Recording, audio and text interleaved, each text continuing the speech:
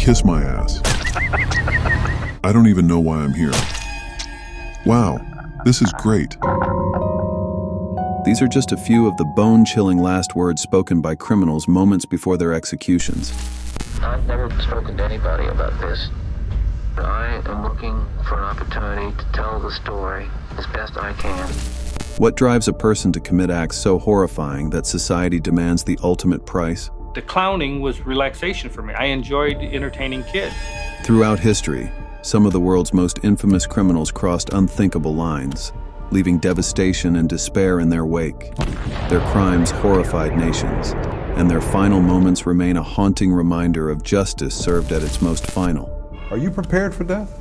I am. I came to terms with my mortality in the Gulf War. After that, it's not that hard to be, quote, prepared for death. Today, we're exploring the chilling stories of notorious criminals and their creepy last words.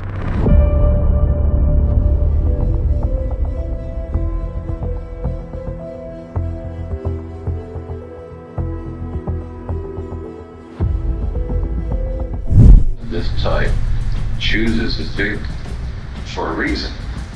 Possession, control, violence. What if the charming man next door turned out to be a predator hiding in plain sight?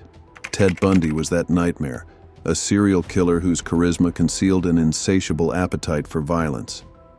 During the 1970s, Bundy murdered over 30 women across multiple states, leaving behind heartbreak and horror that stunned the nation.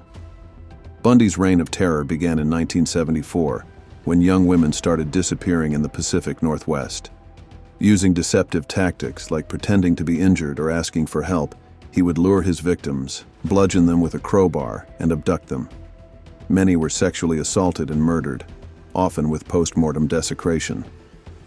Despite the growing body count, Bundy evaded suspicion due to his intelligence, charm, and unassuming demeanor as a law student. In August 1975, Bundy was arrested in Utah on charges of burglary and kidnapping, but his connection to the murders quickly emerged. However, his cunning was far from over. He escaped custody twice in 1977. His second escape led him to Florida, where he committed some of his most heinous crimes. On January 15, 1978, he broke into the Chi Omega sorority house at Florida State University, savagely murdering Margaret Bowman and Lisa Levy and attacking 2 other students. Days later, he abducted and killed 12-year-old Kimberly Leach, his youngest victim. Bundy's arrest in February 1978 marked the beginning of a sensational trial. Representing himself, Bundy turned the courtroom into a theatrical spectacle, even proposing to his girlfriend, Carol Ann Boone, during proceedings. Carol, do you want to marry me? Yes. And I want to marry you? Yes. Despite his manipulative efforts, Bundy was convicted and sentenced to death. On January 24, 1989, as he faced the electric chair, his chilling last words were, "I'd like you to give my love to my family and friends."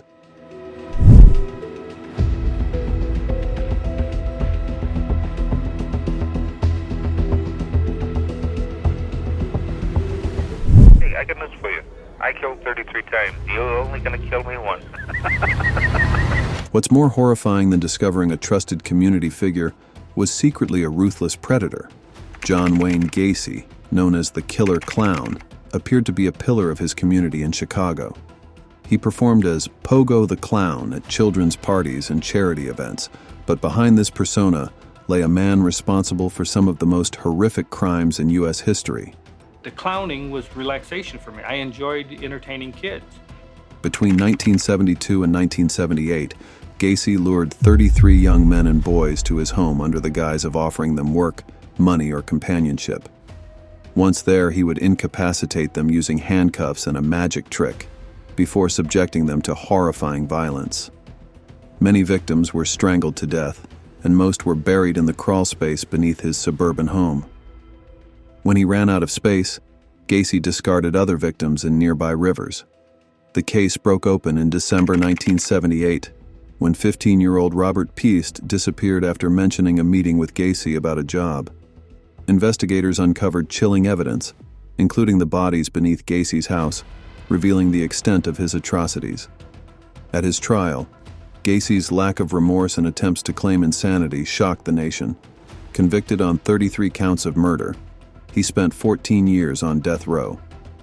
On May 10, 1994, Gacy was executed by lethal injection, leaving behind haunting last words, "Kiss my ass." His case serves as a grim reminder of the evil that can lurk behind even the most trusted faces.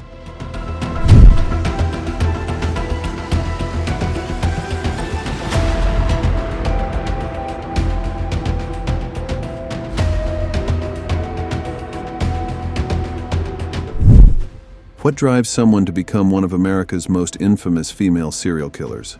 For Aileen Wuornos, a lifetime of trauma and abuse paved the way to her dark legacy. Born into a world of neglect and instability, Wuornos endured abandonment, sexual violence, and homelessness from an early age.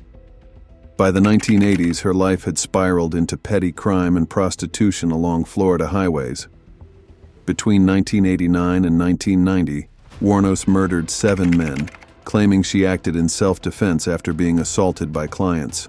Dubbed the Damsel of Death, her killings brought national attention, blending sensational headlines with questions about mental health and justice. Arrested in January 1991, Wuornos confessed to 7 murders and was sentenced to death 6 times. On October 9, 2002, she was executed by lethal injection at the age of 46. Her eerie final words, "I'll be back."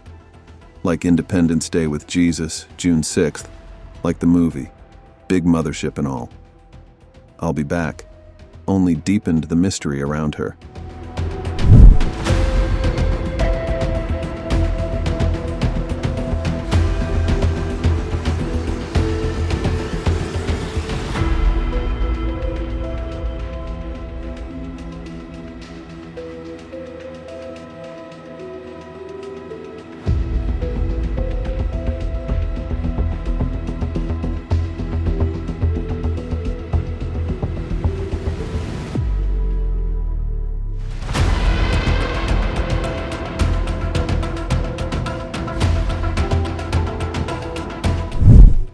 Robert Charles Towery's crime was a devastating betrayal of trust. In 1991, during a planned home invasion, Towery and an accomplice targeted Mark Jones, a 68-year-old philanthropist in Arizona who had previously helped Towery financially. Under the pretense of needing business advice, Towery gained entry into Jones's home. Once inside, the encounter turned violent. Towery injected Jones with battery acid in an attempt to kill him, but when it failed, he resorted to strangling him with a zip tie. Towery was arrested days later and ultimately convicted of murder, burglary, and armed robbery. His defense argued he had been under the influence of drugs and desperate to pay off debts, but the jury found no justification for his actions. With my heart that I had not taken Mark's life. It's a terrible thing that I did, and it should never have happened. After 2 decades on death row, Towery was executed by lethal injection on March 8, 2012, at the Arizona State Prison Complex in Florence. His last words were unexpected. "I love my family." Potato, potato, potato. The cryptic phrase, often associated with the sound of a Harley-Davidson motorcycle, left many puzzled.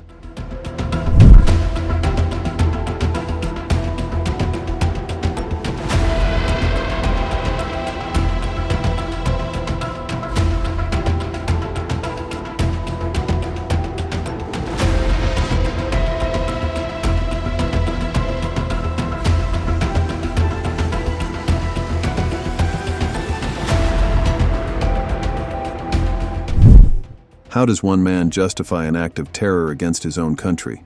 For Timothy McVeigh, it was a warped sense of justice that led to the Oklahoma City bombing, one of the deadliest domestic attacks in U.S. history.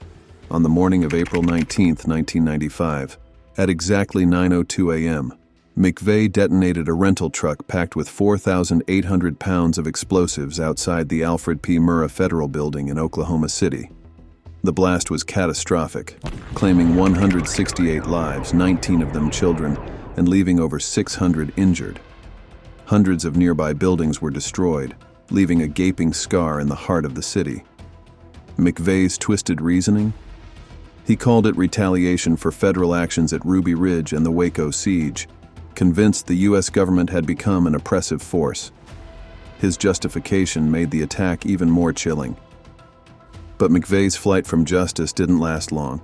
Just 90 minutes after the explosion, he was stopped during a routine traffic stop for a missing license plate. A loaded firearm in his possession led to his arrest, and soon, damning evidence linked him to the bombing. In 1997, McVeigh was convicted on multiple counts of murder and conspiracy.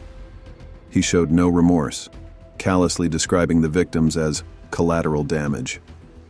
On June 11, 2001, at age 33, McVeigh was executed by lethal injection. In his final moments, he left behind the haunting words, "I am the master of my fate. I am the captain of my soul."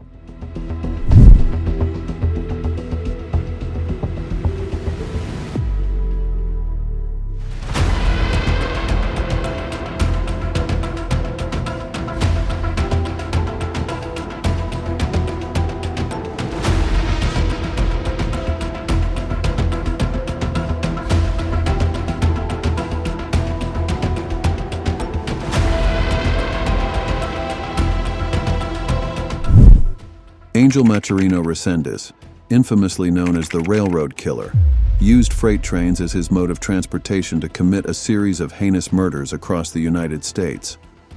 Between 1986 and 1999, he claimed the lives of at least 15 people, though some estimates suggest the true number could be as high as 23. Resendez targeted victims who lived near railroad tracks, often attacking them in their own homes. Resendez's murders were marked by extreme brutality. He used whatever objects he could find at the scene, including rocks, pickaxes, and other blunt instruments, to bludgeon his victims. In several instances, he sexually assaulted them before or after killing them.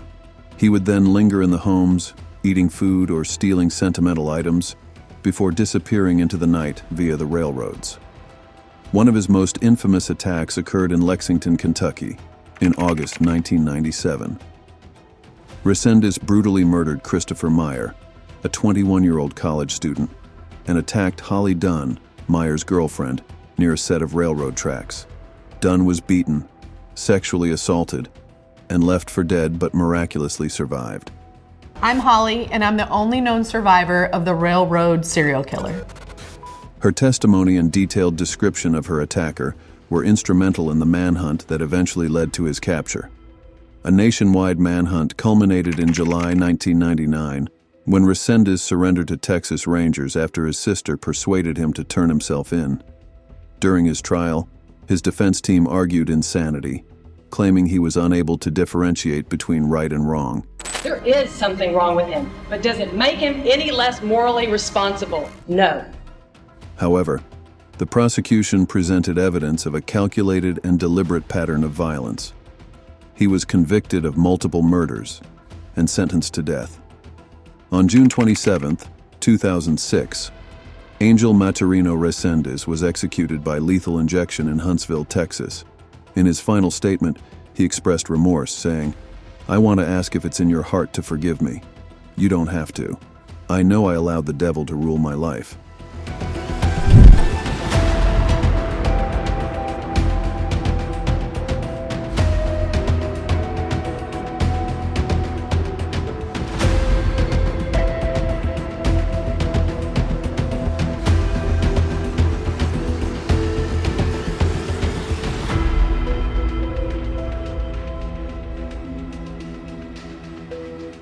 Antonio man known as the Suitcase Killer died by lethal injection tonight. Rosendo Rodriguez III, nicknamed the Suitcase Killer, committed 2 horrific murders in Lubbock, Texas.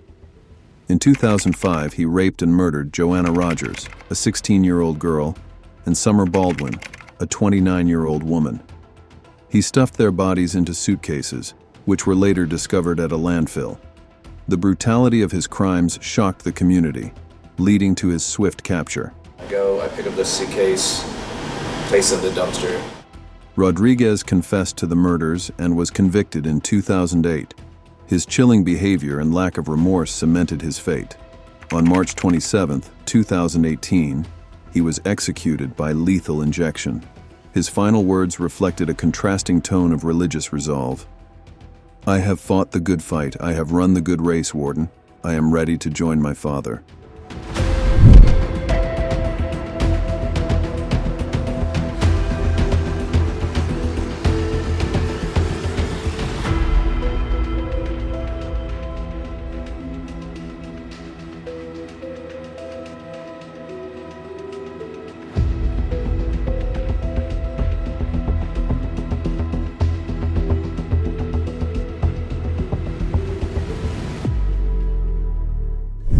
Just after 6 o'clock, Cobb was put to death by lethal injection. Richard Aaron Cobb's 2002 crime began as a robbery and escalated to a horrifying murder.